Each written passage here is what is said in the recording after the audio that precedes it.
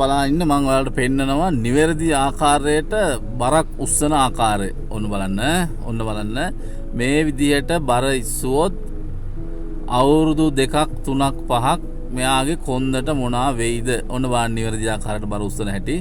ඔන්න ටයිල් මම දැන් කිලෝ 20ක් 25කට වැඩි. අන්න දැක්කද?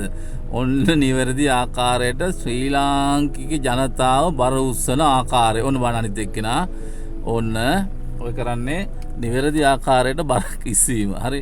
අන්න බලන්න. ඊට පස්සේ මෙයාගේ කොන්දට මොකද වෙන්නේ? ඔන්න බලන්න ඊළඟ කෙනා කරන වැඩේ. ඔන්න බලන්න. ඔන්න ගන්නවා. අන්න දක්ෂ විදියට බර ඉස්සෝ දැක්කද?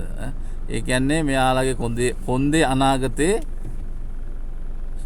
ගැන හරි කනගාටුවක් තමයි අපිට ඇති වෙන්නේ. ඒ කියන්නේ නිවැරදි ආකාරයට බර ඉස්සීම පිළිබඳ කිසිම අවබෝධයක් නැහැ. ඒ කියන්නේ කොඳු යට පෙළ ආශ්‍රිත ආබාධ වලට ලක්වීමේ හැකියාව මේගොල්ලන් ලක්වීමට තියෙන ප්‍රවණතාවය වැඩි.